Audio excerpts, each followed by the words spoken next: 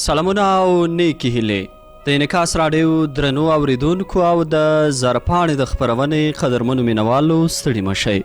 تاسې په تیرو کې د بنګړیواله ناول 4مه برخه را سره اورېدلې وه. اوس مو د دې ناول 5مې برخې ته هرکلی کوم. په تیره برخه کې تر دې ځایه را رسېدلي وو چې بیبي ته لیونی شوې.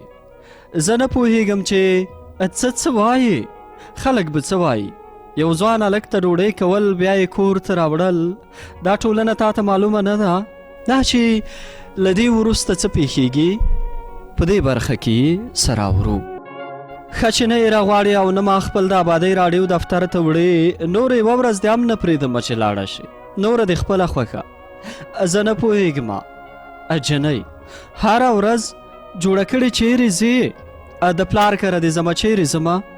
رڼا ته اندېښنه ور ولوېده، که د بیبي خبره ونه مني نو بیا کار خرابېږي. دی خو ورته دروغ ویلې چې راډیو ځان ته دفتر لري، خو بهتره به دا وي چې د بیبي خبره ومني او هلک ته ډوډۍ وکړي، که نه نو خبره به رسوایۍ ته ووځي. په دې سوچ کې شوه چې دا چمچماره اوس په کومه وده رامه کړي. غلې خواته ورغله، په غاړه کې لاسونه ور رامیل کړل. په دې وخت کې توره بنګړیواله هم کوټې ته راننوته او د رڼا خواته ورغله. د رڼا لاسونه چې د بیبي په غاړه کې امیل شوي وه زیاته یې کړه. ګوره ته خو د دې تورې بنګړیوالې په شان راته ګرانه او نازولې یې که نه؟ که ته رانه داسې د میړني ځواني مرګ په سر خفه شې نو به زه څه کوم؟ ګوره زه له دې خبرلوڅو ګاونډیانو نه ډارېږم، که نه زما څه ځي، ډوډۍ ته پخوي او زه به یې خورم. بیبي لاسونه له غاړې لرې کړل او بنګړیوالې ته یې هم یوه څپېړه ورکړه. بیا یې وویل ښه اوس ښه شوه، د پیشو په سترګه راته ګورې، لویه یې کړه، زامتونه یې وباسه، آخر کې درته وایي د پیشو غوندې راباندې ګرانه یې. ګوره ته په مینه باندې هم نه پوهېږې. اهو ما نه پیشو جوړوي او بیا راته وایي په مینه نه پوهېږې. هغه هدایت او پلټونکې والله که در باندې ملامت وي، په خپله پیشوګۍ چې په هر چا غور وهي. ښه سمه ده، ډوډۍ ورته وکړه، دا ته دې خوشحاله، بس نوره په خوله اشتي شو. بیبي رڼا دومره نه ځوروله، ورسره په خوله شوه. په دې فیصله شول چې مازدیګره به میړني ته ټلیفون کوي او د سبا ډوډۍ لپاره به یې راغواړي. د بیبي میماني نوره هم رڼا سودایي کړه. ځان سره یې اندېښنه وه چې نه دا پرې پوه شوې وي او سبا ته هغه ته د دې په اړه بد رد ونه وایي او میړنی ورځینې بېزاره نه کړي. له کوره چې راووته نو کور ته نږدې یوې پیسیو ته ورتاوه شوه او میړني ته یې ټلیفون وکړ تر څو ورسره وګوري. رڼا له صرافه ډالرې راواخیستې او د صدر هغه تمځای ته ور روانه شوه چې له میړني سره یې واده ایښې وه. لږه فاصله پاتې وه چې په موبایل باندې زنګ راغی. نمبر ته یې وکتل چې د میړني وه. مخکې تر دې چې ځواب ورکړي موبایل یې بند کړ، ولې چې څو قدمۍ ته یې ور رسېدلې وه. میړني به هره ورځ ښې جامې اچولې وې، خو نن یې تر نورو ورځو ښې جامې اغوستې وې. په ټاکلي ځای کې ولاړ وه او د رڼا د راتګ انتظار یې کوه. رڼا ور ورسېده. له ستړي مشي نه وروسته میړني ورته ګیله وکړه، د کوپار لورې دا موبایل ولې بندوې؟ ما ته خو دې اندېښنه راواچوله. ما وینا چې جنۍ لاړه خرابه شوه. نه جنۍ به خرابه نه شي، په دې باور ولره، خو د هلک د خرابېدو ویره شته. څه دې وویل؟ پوه نه شوم. غم مه کوه، اوس به په هر څه که خدای کول پوه شې. ولې؟ نه چې مارې ابۍ څه درته ویلي دي؟ رڼا د بیبي ټولې خبرې ورته وکړې او بې وخته د برېښنا د ډالرو رالېږلو کیسه یې هم ورته تېره کړه. د سبا ورځې د میمانۍ کیسه یې هم ورته په خوند یاده کړه. میړني چې ښه په غور سره یې د رڼا خبرې اورېدلې وې، رڼا ته یې اطمینان ورکړ چې د بیبي په خبرو به نه غولېږي او نه هغه دومره ساده ښځه ده چې په لومړي ملاقات کې د رڼا د غیبتونو دسترخوان ورته وغوړوي. میړني رڼا ته د بېګنۍ شپې کیسه تېره کړه او خپلې د زړه پټې خبرې ټولې ورته وکړې. هغوی دواړه په پارک کې په کرسۍ باندې یو بل ته نږدې سره ناست وه. په خپلو خبرو او اندېښنو باندې کله به یې خندل او کله به یې ژړل. اوس میړني ته زړه لږ څه سپک ښکارېده. هغه داسې څوک موندلی و چې د هغه د غمجنو کیسو د اورېدو وړتیا یې لرله. نن میړني ته رڼا نور هم نږدې نږدې ښکارېده. زړه یې غوښت چې د یوې شېبې لپاره یې هم له ځانه بېله نه کړي، خو د رڼا د خپلولو لپاره څه وخت لا پاتې وه. ټوله ورځ سره په پارکونو کې تېره کړه. نږدې مازدیګر وه چې له پارک نه د کور په نیت سره روان شول. میړني رڼا ته وویل چې کله کور ته لاړه نو د بیبي په مخ کې دی هغه ته د سبا د میلمستیا لپاره ټلیفون وکړي. کله چې د پارک دروازې ته رارسېدل چې میړنی پښه نیولی غوندې شو. راروان زلمي هلک ته رڼا او میړني په وارخطایۍ وکتل. رڼا هلک ونه پیژانده، خو د میړني له حالت نه پوه شو چې کوم پیژنګلوی دی. رڼا وپوښتل زړګیه څوک وه؟ هسې د هدایت ډبلمار انډیوال وه. چې ونو څه په بلا یې وهې؟ هسې د بله ورځ ازموینې پیلېږي که خدای کول. یوه میاشت خواري ده جنۍ، له بل څه نه ډارېږه، خو هغه ډېر شیطان دی، تا رانه خرابه نه کړي. هغه ته چې خبره ورسېده داسې فکر وکړه چې دنیا ته ورسېده. داسې خو ده دومره چې ته په ما ولاړې ځم ستا په شان یمه، بې غمه کښېنه، زه د چا په ببولالو نه ښه وځم.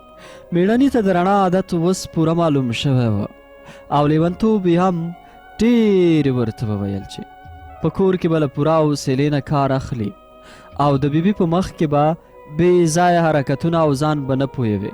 په همدې هیله چې سبا به میړنی په خپل کور کې ګوري.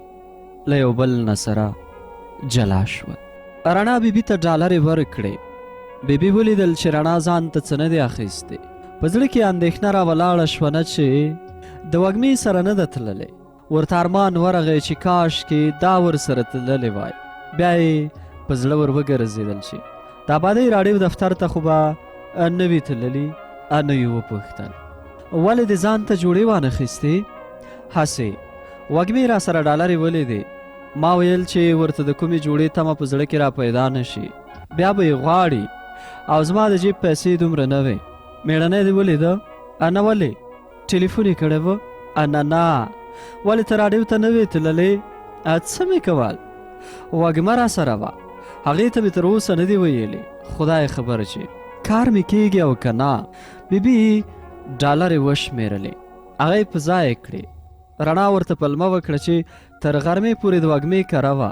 هغوی میلمانه درلودل، د هغې د مرکې لپاره خلک راغلي وه، نو وږمه نه شوای ورسره تللی. له ځانه یې هلک او یوه کورنۍ را پیدا کړه او کیسه یې را برابره کړه تر څو شک په یقین بدل شي. د بیبي یقین راغی چې جنۍ خو له وږمې سره تللې ده. هغې ته یو ګیلاس سوړ شربت جوړ کړ او را یې وړ. د رڼا مخې ته یې کېښود. بیبي رڼا ته کړل. دلته یې ټلیفون نه و کړی. ډېر انتظار مې وویست. ولې؟ د څه لپاره؟ هسې چې ورته ووایم سبا ته مونږ کره راشي، ستا غم را سره دی چې له معلمۍ نه خلاصه شي. نه بیبي، داسې راته ښکاري چې د کاسې لاندې کومه نیم کاسه ده. ته څه سوچ کوې چې دا جینګو میړنه به مې خوښ شوی وي؟ والله که په داسې اسانۍ رانه خلاصه شي او غوږونه دې په قرار شي، دا خوبونه دې له سره وباسه. زما دا پېښور له بلا نه هم بد راځي.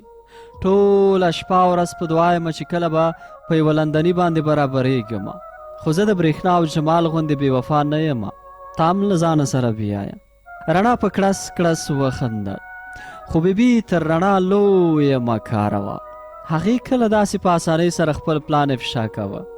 رڼا په مزه خپل د شربتو پیاله نوشیجان کړه او د ټلیفون خواته ورغله. ښه بیبي جانې، اوس به میړني ته ټلیفون وکړم، څه ورته ووایم؟ زه څه پوهېږم، تر ما زویه ته هوښیاره یې، په هر ډول چې ورته وایې ویې وایه. رڼا د میړني د موبایل نمبر ډایل کړ. بیبي یې خواته ناسته وه. د څو زنګونو نه وروسته یې ځواب واخیست. سلام میړنی صاحب، فکر کوم چې ډېر مصروف ښکارې، ستاسې وخت ونه نیسه. نه ولې ګرانې، بله ورځ مې د ډله ییزو رسنیو مضمون پارچه ده، خپل نوټونه مې راواخیستل. همدا اوس په یونیورسټۍ کې هغې ځای ته ور روان یم چې زه او ته سره تېر ورځ ناستو، هلته به خپل نوټونه ولولم. ښه، ډېر ښه. مور مې ښه ده، سلامونه درته کوي، تر څنګ مې ناسته ده. مور دې په بلا ولمه، د ظالم لور سمه ده، ایسای جاسوسه ده، یوه شیبه دې هم نه پرېږدي. والله ته ډېر پرې ګران یې، زړه په زړه آینه ده. ما ویل که سبا ته وخت لرې نو مور مې درته ډوډۍ کړې، مونږ کره به راشې. هو رښتیا مېړنی صاحب، زما کارونه څنګه شول؟ له مرکزي دفتر نه مو احوال نه دی راغلی؟ بېغمه شه، کال ته مقرره نه شوې نو ما خو خپله سکرتره مقرره کړې. بیبي رڼا ته وویل ته اوس د خپل ځان غم مه خوره، ورته ووایه چې راځي او که نه. مېړنی صاحب سبا ته به راشې او که څنګه؟ ولې نه، ته په پښو وایي، زه به په هوا درشم. نه د تکلیف خبره نه ده، که رښتیا را باندې وایي نو زما مور ته خپل زوی ور یاد شوی او د هغه مینه په تا ماتوي. داسې مه وایه بسم الله، که د ظالم لورې، که نه بیا خو به خور او ورور شو. ګوره له یاده دې ونه وځي، د شپې په 12 بجو درته زنګ وهم. ښه نو سمه ده، د خدای په امان. د رڼا په وروستۍ خبرې بیبي ښه خوشحاله شوه. رڼا ته یې مخ واړوه. یاره ښه هوښیاره یې، رښتیا چې ما ته د جمال غوندې ښکاري. زه څه پوهېږم چې جمال غوندې ښکاري او یا، خو سړي ته مې ښه بانه وکړه. نور دې زړه د شپې 12 بجې را روانې وې، خدای خبر. نن شپه بیبي له جاینماز له سره نه پورته کېده، شا په شا یې نفلونه کول. د رڼا زړه د مېړني د ټلیفون لپاره وارخطا وه. د بیبي فشار به تل ټیټ وه. رڼا له لنډ سوچ نه وروسته لاړه، المارۍ یې خلاصه کړه او غلې 2 د خوب ګولۍ راواخیستې. خوږ سوړ شربت یې جوړ کړ. بیبي چې سلام وګرځاوه نو یې مخې ته کېښود. بیبي رنګ دې راته ښه نه ښکاري چې فشار دې ټیټ نه وي. دا شربت وڅکه او نور خپل منځونه کوه. بیبي هم پرته له خبرې د شربت پیاله په سر واړوله. لا 4 وار سجدې ته ښکته شوې نه وه چې سر ورباندې دروند شو. پاتې لمونځ یې په مشکل سره وکړ. سلام یې وګرځاوه او رڼا ته یې وویل زویه ما ته ځای راسم کړه چې ښه خوب را باندې راغی. 10 دقیقې لا تېرې نه وې چې بیبي په ښه درانده خوب ویده وه او خرهاره یې د ټلیفون له غوږۍ نه د مېړني تر غوږ رسېده. رڼا او مېړني د شپې تر 3 بجو پورې ځانونه په مجلس او خبرو ښه ستړي کړه. وار په وار به یې د رڼا په دې موقع چې بیبي عملي کړې وه سره دواړو خندل. شپه په مزو کې روانه وه. بیبي خوبونه ډزول او مېړني له رڼا سره د نیمو شپو له خبرو خوند اخیسته. پس له 3 میاشتو رخصتۍ نه د رڼا ښوونځی او د مېړني ازموینې پیلېدل. رڼا خوشحاله وه. له یوې خوا د بیبي له جنجاله خلاصېده او له بلې خوا مېړني ورسره ژبه کړې وه چې د ازموینې په پای کې به ورسره کوژده کوي. د رڼا له پښو زولنې خلاصېدې. هغې پرته له پلمو نه کولی شول چې له خپل مېړني سره په ډاډه زړه هره ورځ وګوري او همدارنګه په خپلو زده کوونکو پسې هم ډېره خفه شوې وه. رڼا اوس په پخلنځي کې وه. د غرمې لپاره یې څه پخول، وروسته ښوونځي ته تله. بیبي د تازه شیدو لپاره د کور سره نږدې مارکیټ ته تللې وه. په ټلیفون باندې زنګ راغی. رڼا غوږۍ پورته کړه. هلو، سلام ګرانې، څنګه یې؟ سلام، ته څنګه یې؟ خوب دې پوره شو او که نه؟ د شپې ډېر سره وغږېدو. هو، له تا نه وروسته مې درس نه شو ویلی، ویده شوه. اوس راته دعا کوه چې ازموینې ته روان یې. ولې نه؟ زما دعا تل تر تله در سره ده.